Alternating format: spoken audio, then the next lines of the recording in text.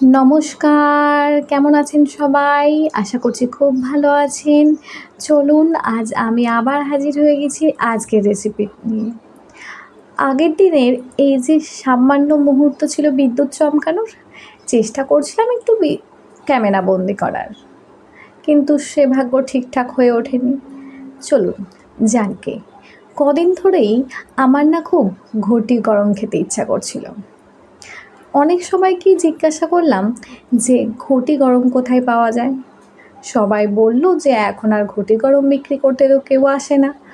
সেই কোন ছোটোবেলায় আমিও অনেক ছোটোবেলাতেই দেখেছি যে একজন কাকু আসতেন ঘটি গরম বিক্রি করতে, কিন্তু কি আর করা যাবে, তাই দুধের স্বাদ ঘোলে মেটানো।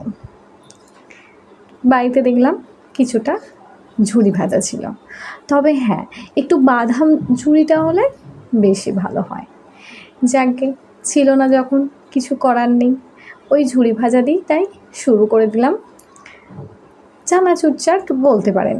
ঘটি গরম তো আর হলো না, যাক ওই চানাচুর চাটই করলাম।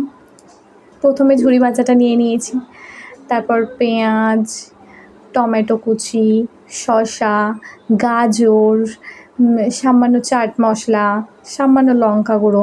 যেহেতু কাঁচা লঙ্কা ছিল না, আমার হঠাৎ করে মনে হওয়া আর আমি হঠাৎ করেই শুরু করে দিয়েছি, তাই একটু চাট মশলা, একটু লঙ্কা গুঁড়ো, একটু বিট লবণ দিয়ে বেশ ভালো করে এবার ওটাকে মাখাতে হবে। হ্যাঁ, একটু কাঁচা সর্ষের তেল অবশ্যই দিতে হবে। তার সাথে আমি একটু কাঁচা সর্ষের তেলও দিয়ে দিয়েছি। এবার বেশ ভালো করে চাটটাকে মাখাতে হবে। যদিও যারা প্রফেশনালি ঘটি গরম এগুলো তৈরি করেন তাদের মতো আমরা পারি না, বা আমিও পারি, আমি তো পারি না, আমি ফার্স্ট টাইমে করছি, দেখি কেমন খেতে হয়। দেখলাম ভালোই বেশ খেতে লাগছে, মন্দ হয়নি। তবে হ্যাঁ, ঘটি গরম ফ্লেভারটা একদমই নেই, এটা ওই চানাচুর চাটই হয়েছে, তাই চানাচুর চাটই বলতে পারেন। দেখতেই পাচ্ছেন দেখতে খুব একটা মন্দ হয়নি, বেশ ভালোই লাগছে। আবার উপরে প্রথমে ঘটি গরমে আবার একই কথা বেরিয়ে যাচ্ছে।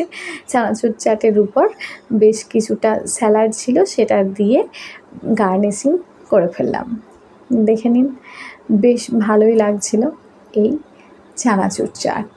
আর যারা মনে করেন যে একটু টক খেতে ভালোবাসেন, আমি যেহেতু টক খেতে একদমই পছন্দ করি না, তাই আমি এখানে লেবু বা তেঁতুলের যে কাঠ সেটা স্কিপ করে গেছি, আপনারা দিতে পারেন।